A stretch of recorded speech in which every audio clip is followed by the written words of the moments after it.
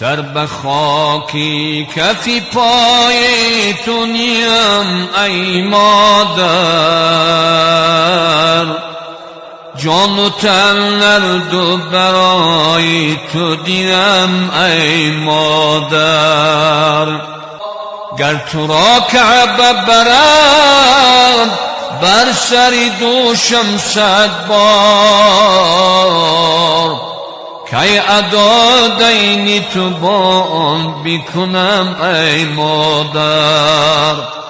بس که در کودکیم ناز و نوازش دادی، کی بودی طاقتی نالان شدنم ای مادر، کی بودی طاقتی نالان شدنم ای مادر.